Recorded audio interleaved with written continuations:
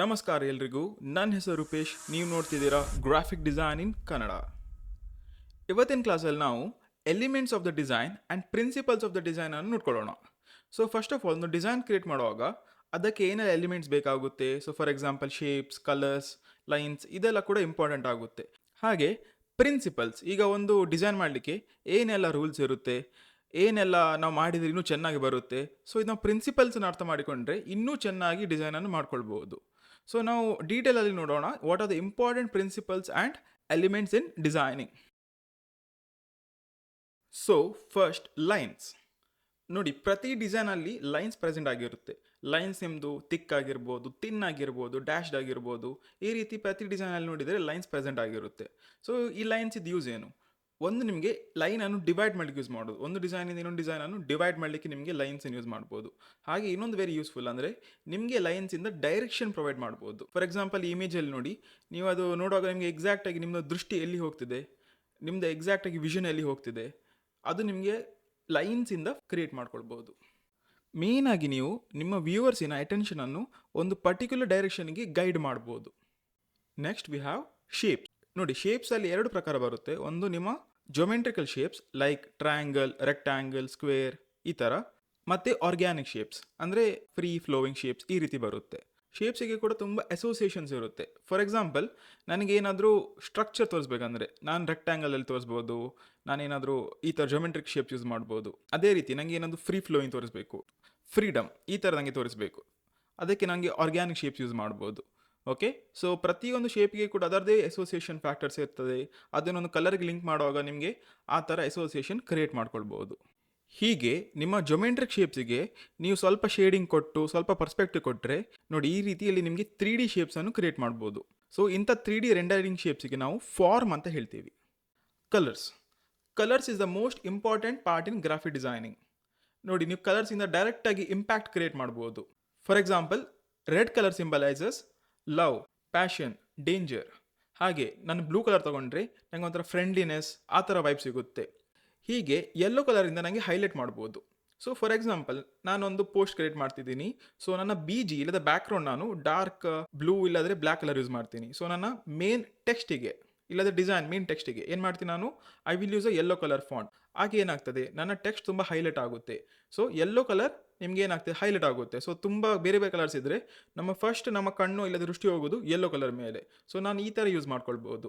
ಹಾಗೆ for example green ಅಂದರೆ ಏನು, ನ್ಯಾಚುರಲ್ ಅಲ್ಲ, ನೇಚರ್ ವಿ ಥಿಂಕ್.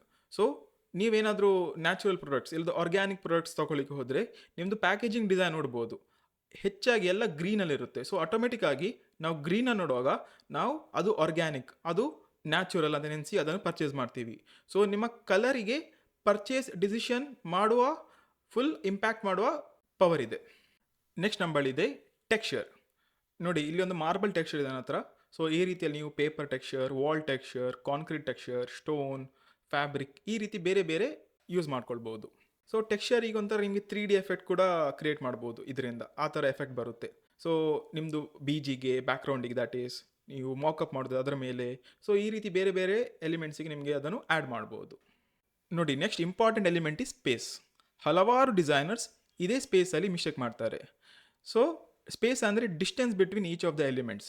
ನೋಡಿ, ನನ್ನ ಬಳಿ 2 ಇಮೇಜ್ ಇದೆ. ಫಸ್ಟ್ ಇಮೇಜಲ್ಲಿ ನೋಡಿ ಒಳ್ಳೆ ಸ್ಪೇಸ್ ಕೊಟ್ಟಿದ್ದೀವಿ ಅಲ್ಲ. ಸೊ ಪ್ರತಿಯೊಂದು ನಮಗೆ ರೀಡೇಬಿಲಿಟಿ ಇದೆ. ಹಾಗೆ ನೀವು ಸೆಕೆಂಡ್ ಇಮೇಜಿಗೆ ಬರೋದಾದರೆ ಇಲ್ಲಿ ರೀಡೇಬಿಲಿಟಿ ಇಲ್ಲ. ನೋಡಿ ಏನಾಗ್ತಿದೆ, ಎಲ್ಲ ಬೇರೆ ಬೇರೆ ಟಚ್ ಆಗ್ತಿದೆ. ಸೊ ನಿಮಗೆ ಅಷ್ಟು ರೀಡೇಬಿಲಿಟಿ ಇಲ್ಲದ್ರೆ ವಿಜುವಲ್ ನಿಮಗೆ ಅದನ್ನು ನೋಡಲಿಕ್ಕೆ ಆಗ್ತಿಲ್ಲ ಅಷ್ಟು. ಹಾಗೆ ಫಸ್ಟ್ ಡಿಸೈನಲ್ಲಿ ನೋಡಿ ಪ್ರತಿಯೊಂದಕ್ಕೆ ಸ್ಪೇಸಿಂಗ್ ಇದೆ ಅಲ್ಲ.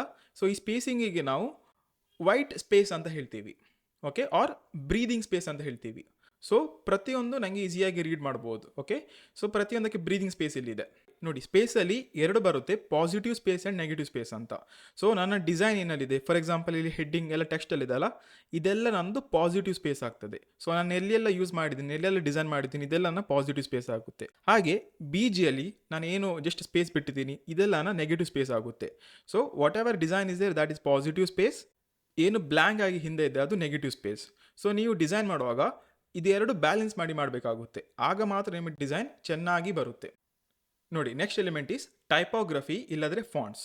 ಹೇಗೆ ಕಲರಿಗೆ ಸರ್ಟನ್ ಇಮೋಷನ್ಸನ್ನು ಇಲ್ಲದ್ರೆ ಅಸೋಸಿಯೇಷನ್ಸನ್ನು ರಿಪ್ರೆಸೆಂಟ್ ಮಾಡ್ಬೋದಲ್ಲ, ಹಾಗೆ ನಿಮ್ಮ ಟೈಪೋಗ್ರಫಿಯಲ್ಲಿ ಕೂಡ ನೀವು ಇಮೋಷನ್ಸನ್ನು ವ್ಯಕ್ತ ಮಾಡ್ಬೋದು. ಫಾರ್ ಎಕ್ಸಾಂಪಲ್ ಇಲ್ಲಿ ನೋಡಿ, ಸಿ ಯು ಅಗೇನ್. ನೋಡಿ, ಎರಡು ಸೇಮ್ ಟೆಕ್ಸ್ಟ್ ಇದೆ, ಸೇಮ್ ಕಲರ್ ಕೂಡ ಇದೆ, ಬಟ್ ಹೇಗೆ ಡಿಫ್ರೆಂಟ್ ಇದೆ ನೋಡಿ. ಫಸ್ಟ್ ಫಾಂಟಲ್ಲಿ ನಿಮಗೆ ಒಂಥರ ಒಳ್ಳೆ ಫೀಲಿಂಗ್ ಬರುತ್ತೆ ಓದುವಾಗ. ಸೆಕೆಂಡ್ ಇದು ಓದುವಾಗ ನಿಮ್ಗೆ ಏನು ಅನ್ನಿಸ್ತದೆ, right? You will feel scared, no? So ಈ ರೀತಿ ನಿಮಗೆ ಜಸ್ಟ್ ಟೈಪೋಗ್ರಫಿಯಲ್ಲಿ ಕೂಡ ಇಮೋಷನ್ಸನ್ನು ನಿಮಗೆ ಚಾನಲ್ ಮಾಡ್ಬೋದು. ಅಗೇನ್ ಟೈಪೋಗ್ರಫಿಯಲ್ಲಿ 3 ಇಂಪಾರ್ಟೆಂಟ್ ಪ್ರಾಪರ್ಟೀಸ್ ಇದೆ.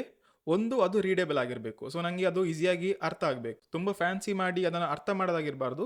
ಸೊ ನನಗೆ ಈಸಿಯಾಗಿ ಪ್ರತಿಯೊಂದು ಅರ್ಥ ಆಗಬೇಕು. ಸೊ ರೀಡಬಿಲಿಟಿ. ದೆನ್ ಅಟ್ರಾಕ್ಟಿವ್ ಇರಬೇಕು. ಹಾಗೆ ನಾನು ತುಂಬ ಬೋರಿಂಗ್ ಇಲ್ಲದ್ರೆ ಕಾಮನ್ ಫಾಂಟ್ ಯೂಸ್ ಮಾಡಬಾರ್ದು. ಸ್ವಲ್ಪ ಅಟ್ರಾಕ್ಟಿವ್ನೆಸ್ ಆ ಫಾಂಟಲ್ಲಿ ಇರಬೇಕು. ಅದು ಕೂಡ ಇಂಪಾರ್ಟೆಂಟ್ ಆಗುತ್ತೆ. And thirdly ಲೆಜಿಬಿಲಿಟಿ. ಲೆಜಿಬಲ್ ಅಂದರೆ ಏನು? ಈಗ ನಾವು ನೋಡಿದ್ವಿ ಇದೆ ಲೆಜಿಬಲ್. ಸೊ ನಾನೇನಾದರೂ ಹಾರರ್ ಮೂವಿ ಮಾಡ್ತಿದ್ರೆ ಅದಕ್ಕೆ ಈ ಫಾಂಟ್ ಯೂಸ್ ಮಾಡ್ತೀನಿ. Okay, so for example I am writing some formal letter. ಆಗ ನನಗೆ ಈ ಥರ ಎರಡು ಟೆಕ್ಸ್ಟ್ ಯೂಸ್ ಮಾಡಲಿಕ್ಕೆ ಆಗಲ್ಲ, ನಾನು ಫಾರ್ಮಲ್ ಲೆಟರ್ ಯೂಸ್ ಮಾಡಬೇಕು. So legibility is also very important. Finally we have images or photography.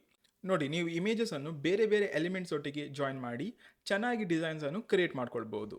ಇಮೇಜಸಲ್ಲಿ main ಆಗಿ ನೀವು ಅಸೋಸಿಯೇಷನ್ ಯೂಸ್ ಮಾಡ್ಬೋದು. ಫಾರ್ ಎಕ್ಸಾಂಪಲ್ ನಾನು ಸ್ಪೋರ್ಟ್ಸ್ ಶೂ ಸೆಲ್ ಮಾಡೋದಾದರೆ ನಾನು ಸ್ಪೋರ್ಟ್ಸ್ ಶೂಸ್ ಇದು ಇಮೇಜಸ್ ಯೂಸ್ ಮಾಡ್ಬೋದು. ಇಲ್ಲಾಂದರೆ ಅಥ್ಲೀಟ್ಸ್ ವೇರಿಂಗ್ ಸ್ಪೋರ್ಟ್ಸ್ ಶೂಸ್ ಇದು ಇಮೇಜ್ ಯೂಸ್ ಮಾಡ್ಬೋದು. ಸೊ ಅಲ್ಲಿ ಅಸೋಸಿಯೇಷನ್ ಇರಬೇಕು, ಆಗ ಮಾತ್ರ ಪರ್ಚೇಸ್ ಆಗುತ್ತೆ. ಹಾಗೆ ನೀವು ಇಮೇಜಸನ್ನು ಕ್ಲಾರಿಫೈ ಮಾಡಲಿಕ್ಕೆ ಇಲ್ಲಾಂದರೆ ಇನ್ನಷ್ಟು ಈಸಿಯಾಗಿ ಅರ್ಥ ಮಾಡಲಿಕ್ಕೆ ಯೂಸ್ ಮಾಡ್ಬೋದು. ಫಾರ್ ಎಕ್ಸಾಂಪಲ್ ನಾನೊಂದು ಸಿಂಪಲ್ ಮ್ಯಾಂಗೋ ಡ್ರಿಂಕ್ ಮಾಡ್ತಿದ್ದೀನಿ. ಸೊ ನಾನೇನು ಮಾಡ್ತೀನಿ, ಆ ಮ್ಯಾಂಗೋ ಡ್ರಿಂಕಿಗೆ ಮ್ಯಾಂಗೋದು ಇಮೇಜಸ್ ಆ್ಯಡ್ ಮಾಡ್ತೀನಿ. ಆಗೇನಾಗುತ್ತೆ, ಈಸಿಯಾಗಿ ನನಗೆ ಇದು ಓಕೆ, ಇದು ಮ್ಯಾಂಗೋದೇ ಜ್ಯೂಸ್ ಅಂತ ಅರ್ಥ ಆಗುತ್ತೆ. ಸೊ ಇದೆಲ್ಲ ನಮ್ಮ ಎಲಿಮೆಂಟ್ಸ್ ಆಫ್ ದ ಡಿಸೈನ್ ಆಗುತ್ತೆ.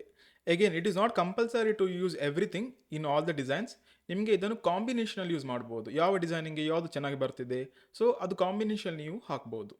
Next we have principles of designs. Principles ಅಂದರೆ ರೂಲ್ಸ್. ಅಗೇನ್ ಇದು ಕೂಡ ಎಲ್ಲ ಕೂಡ ಹಾಕಬೇಕಂತ ಕಂಪಲ್ಸರಿ ಇಲ್ಲ. ಹೌದು, ಕೆಲವೊಂದು ನೀವು ಇಂಪಾರ್ಟೆಂಟಾಗಿ ಯೂಸ್ ಮಾಡಲೇಬೇಕಾಗುತ್ತೆ. ಬಟ್ ಅಗೇನ್ ಇಲ್ಲಿ ಕೂಡ ಕಾಂಬಿನೇಷನಲ್ಲಿ ಯೂಸ್ ಮಾಡ್ಕೊಳ್ಬೋದು. You can do a very unique design. ನಮ್ಮ first principle of design is balance. Balance ಅಂದರೆ ಏನು ನೋಡಿ, ಎಲ್ಲ ಎಲಿಮೆಂಟ್ಸ್ ನಾವು ಏನೆಲ್ಲ ಅರ್ಥ ಮಾಡ್ಕೊಂಡ್ವಲ್ಲ, ಸೊ ಇದನ್ನೆಲ್ಲ ಬ್ಯಾಲೆನ್ಸ್ ಔಟ್ ಮಾಡೋದು. ಸೊ ಫಸ್ಟ್ಲಿ ನಮ್ಮ ಹತ್ರ ಇದೆ ಸಿಮೆಂಟ್ರಿಕಲ್ ಬ್ಯಾಲೆನ್ಸ್ ಅಂತ. ಸೊ ಸಿಮೆಂಟ್ರಿಕಲ್ ಬ್ಯಾಲೆನ್ಸ್ ಅಂದರೆ ಏನು? For example first Titanic image ನೋಡ್ಬೋದು ನೀವು. ನಾನು ಎಕ್ಸಾಕ್ಟಾಗಿ ಒಂದು ಲೈನ್ ಮಧ್ಯದಲ್ಲಿ ಡ್ರಾ ಮಾಡಿದರೆ ಅದನ್ನು ಡಿವೈಡ್ ಮಾಡಿ ನೋಡಿದರೆ ನೋಡಿ, ಎಷ್ಟು ಎಲಿಮೆಂಟ್ಸ್ ಈಚೆ ಇದೆ ಅಷ್ಟೇ ಎಲಿಮೆಂಟ್ಸ್ ಆಚೆ ಇದೆ ಅಲ್ಲ.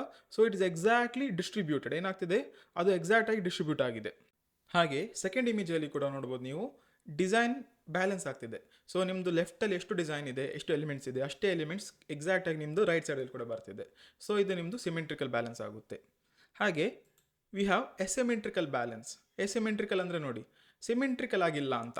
ಸೊ ಫಾರ್ ಎಕ್ಸಾಂಪಲ್ ಒಂದೇ ಸೈಡಲ್ಲೆಲ್ಲ ಬರ್ಬೋದು. ಸೊ ಇದು ನೋಡಿ ಒಂಥರ ಡೈನಾಮಿಕ್ ಎಫೆಕ್ಟ್ ಕ್ರಿಯೇಟ್ ಮಾಡ್ತಿದೆ ಅಲ್ಲ. ಸೊ ಈ ರೀತಿ ಕೂಡ ಮಾಡ್ಬೋದು. ಸೊ ನಿಮಗೆ ಫಾರ್ ಎಕ್ಸಾಂಪಲ್ ಸಿಮೆಂಟ್ರಿಕಲ್ ಬ್ಯಾಲೆನ್ಸನ್ನು ನಿಮ್ಮ ಇಮೇಜಿಗೆ ಸ್ಟೆಬಿಲಿಟಿ ಕೊಡಬೇಕಾದ್ರೆ ಯೂಸ್ ಮಾಡ್ಬೋದು. ಹಾಗೆ ಒಂಥರ ಡೈನಾಮಿಕ್ ಆಗಿ ಯೂನಿಕ್ ಆಗಿ ಮಾಡಬೇಕಂದ್ರೆ ಎಸೆಮೆಂಟ್ರಿಕಲ್ ಅಪ್ರೋಚ್ ಕೂಡ ತಗೊಳ್ಬೋದು. Next we have contrast. ನೋಡಿ ಸಿಂಪಲ್ ಆಗಿ ನಾನು ತೋರಿಸೋದಾದರೆ, ಸೊ ನಮಗೆ ಡಾರ್ಕ್ ಇಮೇಜ್ ಇದೆ ನೋಡಿ, ಡಾರ್ಕ್ ಬಿ ಜಿ ಇದೆ. ಅದಕ್ಕೆ ನಾವು ಏನಾದರೂ ಹೈಲೈಟ್ ಮಾಡಬೇಕಾದ್ರೆ, ಸೊ ಟೆಕ್ಸ್ಟ್ ಬರೀಬೇಕಾದ್ರೆ, ಫಾರ್ ಎಕ್ಸಾಂಪಲ್ ನೋಡಿ ಟಿಪ್ಸಿ, ನಾವು ಏನು ಯೂಸ್ ಮಾಡ್ತಿದ್ದೀವಿ, we are using a light font. So white colour use ಮಾಡ್ತಿದ್ದೀವಿ. ಸೊ ನಾನು ಡಾರ್ಕ್ ಬಿ ಜಿಗೆ ವೈಟ್ ಫಾಂಟ್ ಯೂಸ್ ಮಾಡ್ತಿದ್ದೀನಿ. ಹಾಗೆ ನಮ್ಮ ಸೆಕೆಂಡ್ ಇಮೇಜಾಗಿ ಬಂದರೆ ನೋಡಿ, ಬಿ ಜಿ ಏನಿದೆ ವೈಟ್ ಇದೆ, ಇಲ್ಲದ್ರೆ ಲೈಟ್ ಇದೆ. ಸೊ ಇದಕ್ಕೆ ನಾನು ಡಾರ್ಕ್ ಕಲರ್, ಸೊ ನಾನು ಬ್ಲ್ಯಾಕಾ ಇಲ್ಲದ್ರೆ ಡಾರ್ಕ್ ಪಿಂಕ್ ಈ ಕಲರ್ ಯೂಸ್ ಮಾಡಿಕೊಂಡು ನಾನು ಟೆಕ್ಸ್ಟ್ ಯೂಸ್ ಮಾಡ್ತಿದ್ದೀನಿ. ಸೊ ಕಾಂಟ್ರಾಸ್ಟ್ ಅಂದರೆ ಡಾರ್ಕ್ ಮೇಲೆ ಲೈಟ್ ಯೂಸ್ ಮಾಡೋದು, ಹಾಗೆ ಲೈಟ್ ಮೇಲೆ ಡಾರ್ಕ್ ಯೂಸ್ ಮಾಡೋದು. ಒಮ್ಮೆ ನಾನು ಕಾಂಟ್ರಾಸ್ಟ್ ಪ್ರಿನ್ಸಿಪಲ್ ಯೂಸ್ ಮಾಡಲಾದ್ರೆ ನಾನು ವೈಟ್ ಮೇಲೆ ಎಕ್ಸಾಂಪಲ್ ಯೆಲ್ಲೋ ಹಾಕಿದೆ ನೋಡಿ, ಎರಡು ಲೈಟ್ ಕಲರ್ಸ್ ಆಯಿತು. ಆಗೇನಾಗ್ತದೆ, ಆಗ ಕಾಂಟ್ರಾಸ್ಟ್ ಬರೋಲ್ಲ. ಸೊ ನನಗೆ ಅದು ಕ್ಲೀನಾಗಿ ಕಾಣಲ್ಲ. ಸೊ ರೀಡೇಬಿಲಿಟಿ ಹೋಗ್ತದೆ. So whenever you are doing designing ನೋಡಿ, ಕಾಂಟ್ರಾಸ್ಟ್ ನೀವು ಫಾಲೋ ಮಾಡಬೇಕಾಗುತ್ತೆ. ಓಕೆ, ಸೊ ಲೈಟ್ ಮೇಲೆ ಡಾರ್ಕ್ ಯೂಸ್ ಮಾಡಬೇಕು, ಡಾರ್ಕ್ ಮೇಲೆ ಲೈಟ್ ಯೂಸ್ ಮಾಡಬೇಕು. ಆಗ ಮಾತ್ರ ಅದು ವಿಸಿಬಿಲಿಟಿ ಬರುತ್ತೆ ನಿಮಗೆ. So this is contrast principle. Next we have emphasis. ನಾನು ನಿಮಗೆ ಕ್ವಶನ್ ಕೇಳಿದ್ರೆ ಈಗ ನೀವು ಇಮಿಡಿಯೇಟಾಗಿ ಎಲ್ಲಿ ನೋಡಿದ್ರಂತ. So most of you will say red colour I ಅಲ್ಲ. ಸೊ ಇದ್ಯಾಕೆ ಹೀಗೆ? ಒಂದು ಇಮೇಜ್ ತಗೊಂಡು ಎಕ್ಸ್ಪ್ಲೇನ್ ಮಾಡೋಣ. ನೋಡಿ ಫಾರ್ ಎಕ್ಸಾಂಪಲ್ ಈ ಇಮೇಜಲ್ಲಿ again if I ask you ಎಲ್ಲಿ ಫಸ್ಟ್ ನೋಡಿದ್ರಂತ, ಎಗೇನ್ ನೀವು ನನಗೆ ಟ್ರಯಾಂಗಲ್ ಹೇಳ್ತೀರಿ. ನಾನು ಇದನ್ನು ಎಂಫಸಿಸ್ ಕೊಡಲಿಕ್ಕೆ ಇಲ್ಲದ್ರೆ ಡಾಮಿನೆನ್ಸ್ ಕೊಡಲಿಕ್ಕೆ ಇದಕ್ಕೆ ಏನು ಯೂಸ್ ಮಾಡ್ತಿದ್ದೀನಿ ಅಂದರೆ ಕಲರ್ ಯೂಸ್ ಮಾಡ್ತಿದ್ದೀನಿ. ಎಗೇನ್ ನಾನು ಯೆಲ್ಲೋ ರೆಡ್ ನೋಡಿ, ಇದು ಇದೆಲ್ಲ ಯೆಲ್ಲೋ ಸ್ಪೆಕ್ಟ್ರಮ್ ಇದೆಲ್ಲ, ಯೆಲ್ಲೋ ರೆಡ್ ಆರೆಂಜ್, ಇದು ಕಲರ್ ತುಂಬ ಹೈಲೈಟ್ ಆಗ್ತದೆ. ಸೊ ನಾನು ಈ ಕಲರ್ ಯೂಸ್ ಮಾಡ್ತಿದ್ದೀನಿ. ಸೊ ಏನಾಗ್ತದೆ, ಇಮಿಡಿಯೇಟ್ ಆಗಿ ನಂದು ಫೋಕಲ್ ಪಾಯಿಂಟ್ ಅಲ್ಲಿ ಹೋಗ್ತದೆ. ಸೊ ಫಾರ್ ಎಕ್ಸಾಂಪಲ್ ನೀವೇನಾದರೂ ಮೇನ್ ಹೈಲೈಟ್ ಮಾಡಬೇಕಾ, so then you can use the emphasis principal.